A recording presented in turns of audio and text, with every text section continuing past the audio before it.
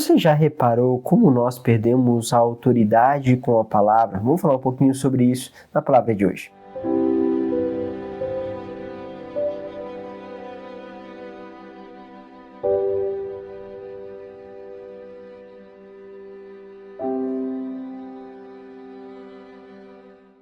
Em nome do Pai, do Filho e do Espírito Santo. Amém. Que bom ter a tua presença novamente conosco.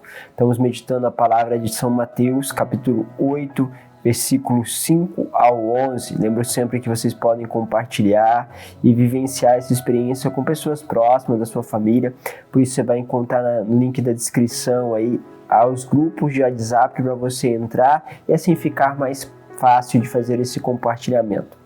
Vamos pegar a palavra, diz assim: naquele tempo, quando Jesus entrou em Cafarnaum, um oficial romano aproximou-se dele suplicando: Senhor, o meu empregado está de cama lá em casa, sofrendo terrivelmente com uma paralisia. Jesus respondeu: Vou curá-lo. E o oficial disse: Senhor, eu não sou digno que entres em minha casa. Dize uma só palavra e meu empregado ficará curado.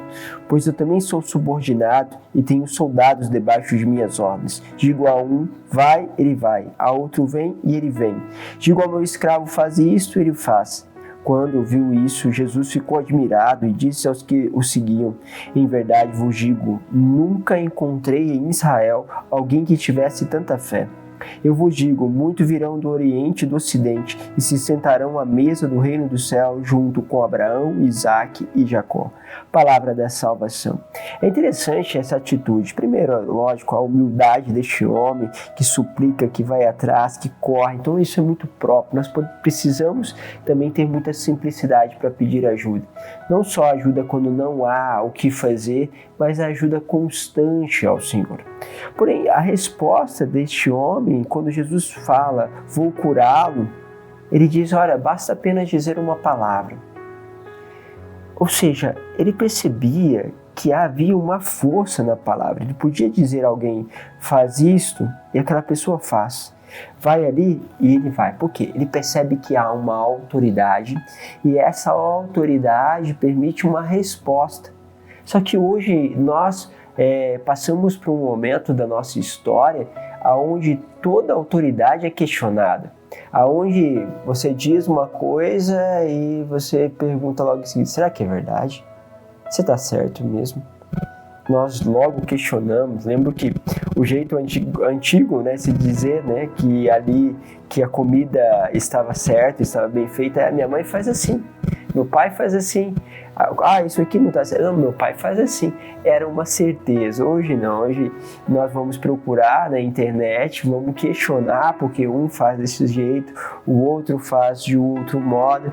Há sempre um questionamento em relação à palavra, porque cada um pode ter o seu ponto de vista, então há um relativismo. Há uma falta de generosidade e de, vamos dizer assim, respeitabilidade naquilo que se fala, porque tudo pode ser questionado. Bom, padre, mas isso não é bom, porque as pessoas podem falar qualquer coisa conosco.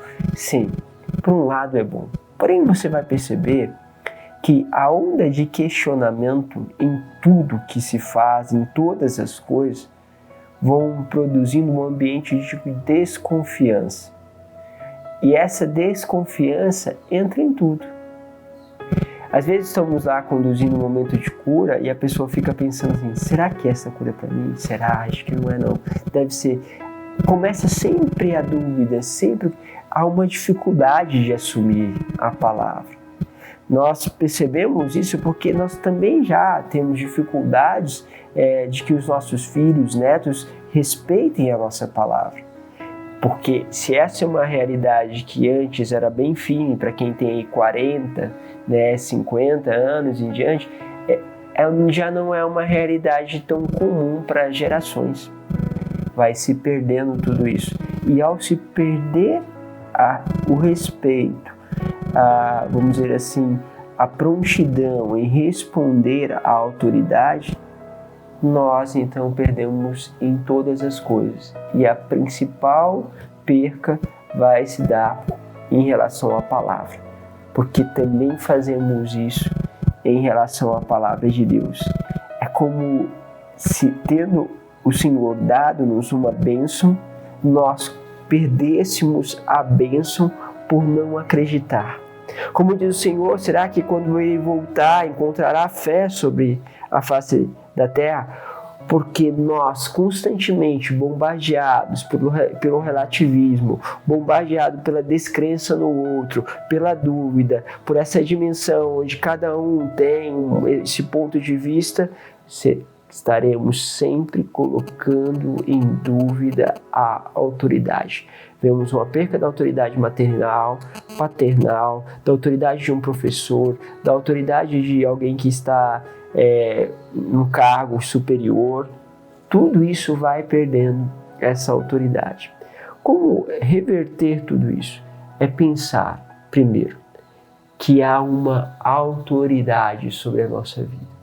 E que muitas vezes nós falamos isso com a boca, mas não vivenciamos. Dizemos que o Senhor é o nosso Deus e o único Senhor. Mas, ao mesmo tempo, nem tudo eu quero responder à palavra de Deus. Para que você possa ter justamente a experiência de autoridade, precisa se colocar sobre a autoridade. Precisa meditar a palavra, ter respeito à palavra, seguir a palavra de Deus, colocá-la em prática, porque é assim que você vai ganhar esta afinidade, esta autoridade que primeiro você delega a Deus, porque é Ele a autoridade. Lembra daquilo que a própria palavra vai dizer. Se você se torna praticante da palavra, você também se torna irmão, pai, mãe do próprio Senhor. Ele mesmo vai dizer isso. Quem é meu pai, quem é minha mãe, quem são os irmãos, senão aqueles que praticam a palavra, porque começa uma relação de autoridade. Perceba essas coisas. Trabalhe isso dentro da sua família, se você é pai ou mãe. Mas, sobretudo, leia, medite e aprofunde, porque isso lhe dá uma dimensão de quem tem autoridade na sua vida. E assuma esta autoridade, porque aquilo que a palavra de Deus fala, acontece. Deus os abençoe, Pai, Filho e Espírito Santo. Amém.